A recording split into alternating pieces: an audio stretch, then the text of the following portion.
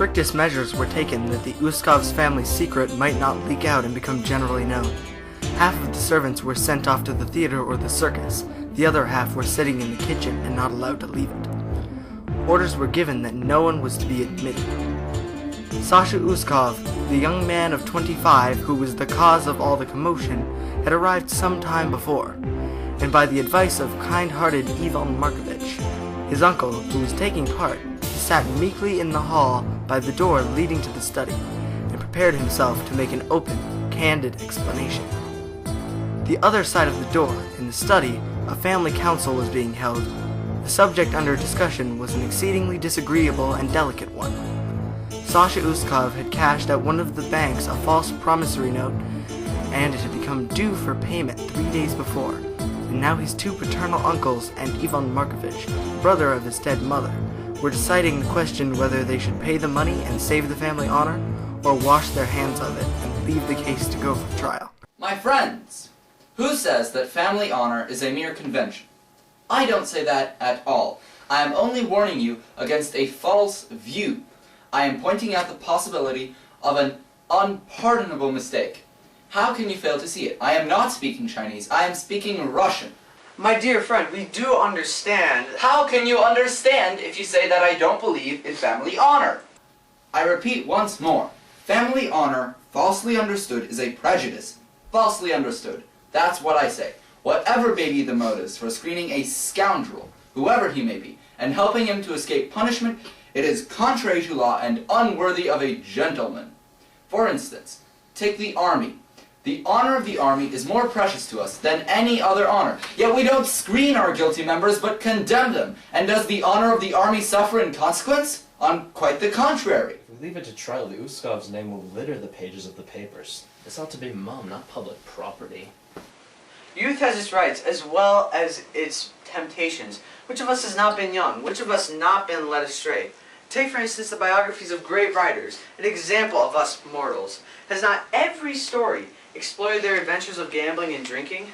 If Sasha's errors bordered upon crime, they must remember that he had received practically no education, he had been expelled from school, he had lost his parents at early childhood, and had been left no benevolent model to follow, allowing him to become excitable, nervous, and quite misguided. He, above all else, has been unlucky. If he is guilty, he should be judged with indulgence of compassionate souls. If he is to be punished, it should be with his conscience and the agonies he endures as he wastes the sentence of his relatives. Shall we be false to civic duty, or condemn a boy astray for actions he did not weigh? I know much of the Uskov family honor, though I do not have the privilege to be one myself. I know of your family's glorious generations, drenched in merit and prestige. And it has not left my mind that my lovely sister, dear Amanda, was a wife of one of the respectable Uskov men. In short, the family is quite dear to me, and I refuse to admit the idea that for the sake of a paltry 1,500 rubles, a blot should be cast upon the crest that was once beyond all price. I implore you, think as to what crime is. Crime is the immoral act founded upon ill will. But is the will of a man free? Philosophy has not yet given a positive answer to that question.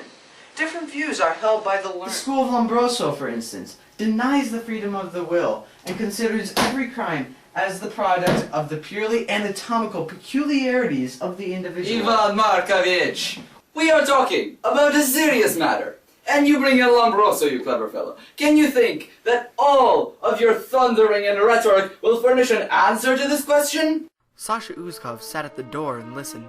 He felt neither terror, shame, nor depression, but only weariness and inward emptiness. It seemed to him that it made absolutely no difference to him whether they forgave him or not. He had come here to hear his sentence and explain himself simply because kind-hearted Ivan Markovich had begged him to do so. He was not afraid of the future.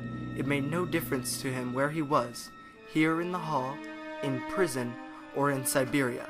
If Siberia, then let it be Siberia, damn it all. He was sick of life and found it insufferably hard. He was inextricably involved in debt. He had not a farthing in his pocket.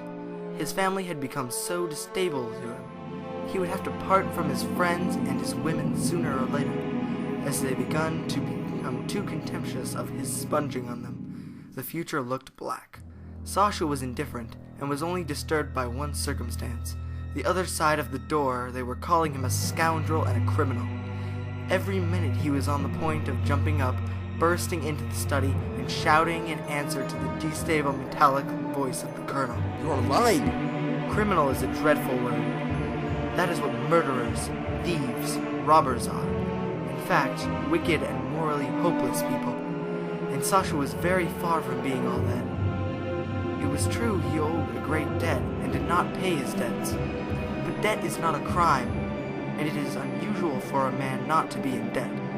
The colonel and Ivan Markovitch were both in debt. What have I done wrong besides? Sasha wondered. He had discounted a forged note, but all the young men he knew did the same. Hendrikov and von Burst always forged IOUs from their parents or friends when their allowances were not paid at the regular time. And then when they got their money from home, they redeemed them before they became due. Sasha had done the same, but had not redeemed the IOU because he had not got the money which Hendrikov had promised to lend him. He was not to blame. It was the fault of circumstances. It was true that the use of another person's signature was considered reprehensible, but still it was not a crime, but a generally accepted doge, an ugly formality which injured no one and was quite harmless. For in forging the colonel's signature, Sasha had no intention of causing anybody damage or loss. Sasha was musing after this fashion while they went on talking the other side of the door. He is a criminal! If he is a criminal, then let him speak. Yes, let him speak! Bring him in here! Come along, dear boy, and speak from your heart. Frankly and from your heart.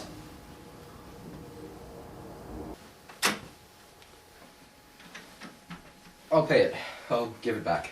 What did you expect when you discounted the IOU? Hydrikov promised to lend me the money before. Get out of my sight.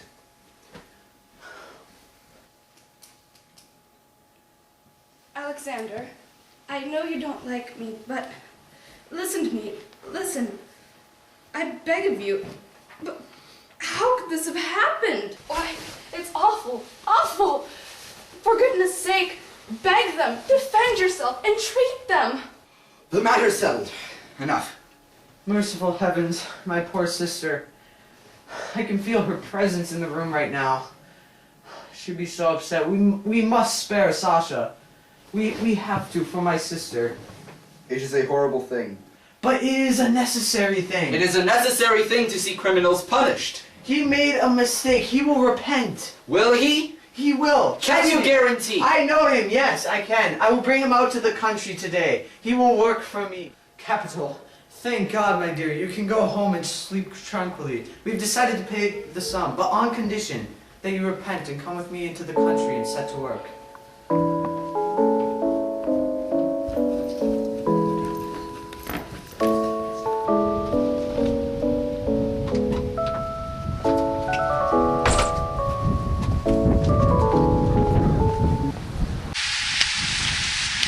Uncle, lend me 100 rubles. Uncle, I entreat you, lend me 100 rubles. You give it to me, won't you? Listen, if you do not, I'll forge another IOU tomorrow. I won't let you pay the sum. I'll turn myself in.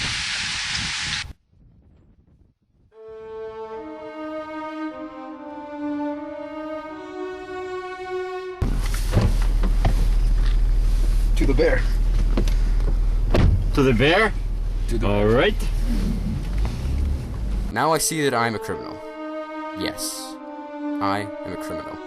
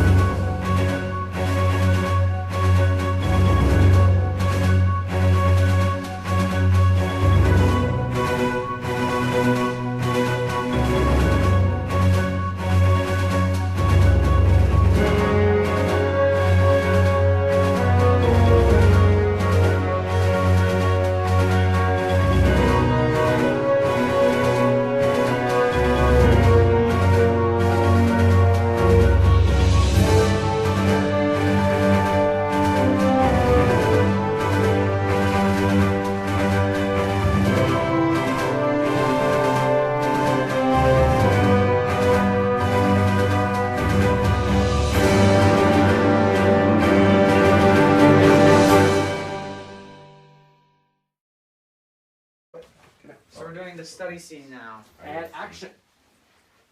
Sasha, do you have the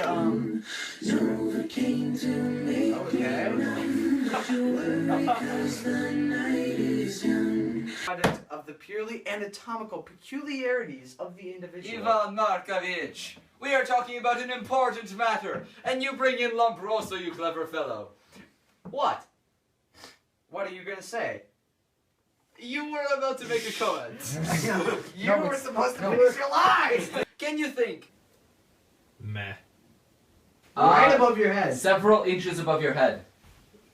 It's a way of saying you're short. Just a spoonful of sugar, some medicine, go down, the medicine, go down, medicine, go down. Just a spoonful of sugar, some medicine, go down, in the most delightful way. You have to lose the game. Where's Butterball? I don't know what Butterball is! Why is the door going open? Hey, Anton Chekhov promised to lend me the money beforehand. 3, 2, 1. Sasha! There needs to be one facing me and one facing the colonel.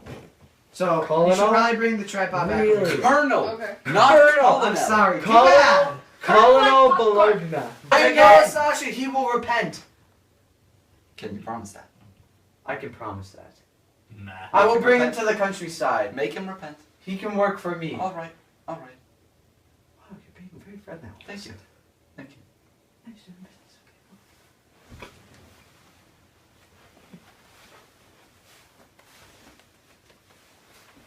Let's hope that Still saved not that. allowed in. Okay, so we got your line. Then she'll move over there. A We all make mistake. mistakes. He forged an IOU. He committed a crime. Haven't we punishable all by forged law. IOUs? I all have the not time? forged an IOU. That is a lie. That is not a lie. I have enough better. money to last me until I am That is a 84 lie. years You're old. still in debt. I am undeniably in debt. Honest mistakes are not punishable by We should law. be compassionate souls. We need to forgive him. I am not a compassionate soul. In the fields of Turkey, I saw thousands of men dead, and it has made me angry ever since. Colonel. I'm gonna go now. Auf Wiedersehen. What?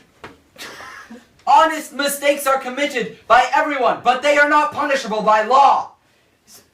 What? He made a mistake. He will repent. Will he? He will. Can Trust you me. guarantee? I know him. Yes, I can. I will bring him out to the country today. He will work for me. Sounds like a plan. I miss Butterball.